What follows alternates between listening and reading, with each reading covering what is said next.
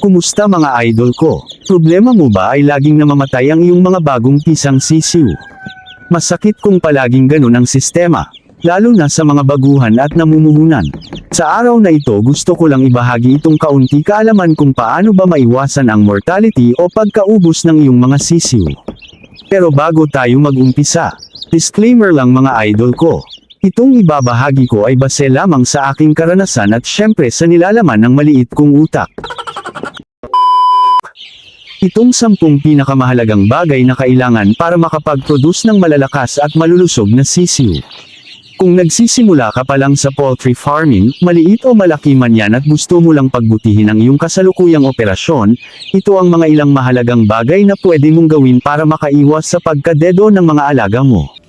Una, kung ikaw ay gumagamit ng artificial na papisaan o incubator, ang kalidad ng itlog na isasalang ay hindi lahat ng itlog ay pantay-pantay. Pumili lamang ng mga itlog na malalaki, walang bitik, at galing sa malulusog na inahin at tandang. Sa tamang laki at bigat ng itlog ay makakaiwas ka na agad sa mga bansot at mahihinang sisiw. Pangalawa, tamang temperatura at humidity sa incubator. Ito ang pinaka-critical para sa tamang pag-usbong ng sisiw.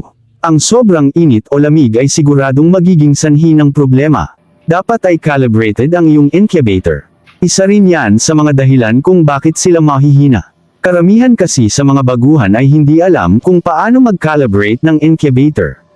Madali lang yan idol ko. Kumuha ka ng thermometer o kung anong manggamit mo panukat ng humidity at temperature. Ilagay mo sa inahing naglilimlim at ang reading sa thermometer yun ang sundin mo. Hindi sakto at hindi sobra. Tamang-tama lang para makaiwas sa kritikal na kalagayan ng itlog kung ito at low at high temperature. Sakto lang. Pangatlo, tamang pagpihit ng mga itlog. Ito ay nakakatulong upang hindi dumaikit ang embryo sa shell. Pwede mo gawin ang pagpihit o pag-ikot ng itlog kada 2 o 3 oras. Ang importante ay mabago ng posisyon ng mga itlog. Pang-apat, kalinisan sa incubator at sa paligid. Ang impeksyon ay mabilis kumalat at siguradong makakaapekto sa iyong mga itlog at sa magiging sisiw. Huwag natin ugaliin na kung kailan lang gagamitin ang incubator ay saka lang natin ito lilinisin. Mali po ang ganyang gawain. Mas mabuti ay linisin ito pagkatapos at bago gamitin. Pang-5, ang tamang sirkulasyon ng hangin. Kailangan ng sapat na hangin para sa paghinga ng mga sisiw habang nasa itlog pa. Dapat ang mga ventilation o pasukan at labasan ng daloy ng hangin sa iyong incubator ay pantay.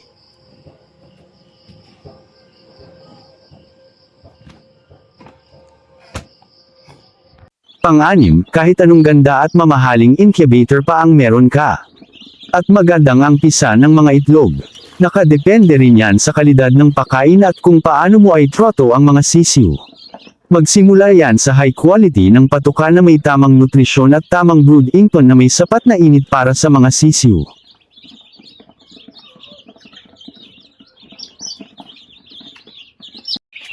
Pang-7, sapat na tubig at patuka. Palaging siguraduhin may malinis at sariwang tubig at patuka na magagamit ang mga sisiw. Pang-8, ang tamang housing o kulungan. Dapat ito ay malinis, tamang temperatura na kailangan ng ating mga sisiw, at sa lahat ng oras ay laging tuyo ang kulungan. Iwasan natin ang basang paligid at kulungan para makaiwas sa anumang bakterya, at may sapat na espasyo para sa paglaki ng mga sisiw. Hindi sila siksikan para makaiwas sa pagkakaipitan. Pang-9, pagbabakuna at pagpapalakas ng resistensya. Sa day-old na sisiw pwede silang bakunahan ng NCDB1B1, Gum Oro, Lesota at iba pa ba. Pwede kayo magtanong sa mga aggregate supply kung ang iyong lugar ay may peste para mabigyan kayo ng tamang bakuna. Kumonsulte sa veterinaryo para sa tamang schedule ng pagbabakuna. Dapat alam natin mga idol kung anong edad tayo nalalagasan ng mga alaga. At panghuli, pagmamasid. Araw-araw na pagmamasid sa kilos, itsura, malakas kumain o mahina.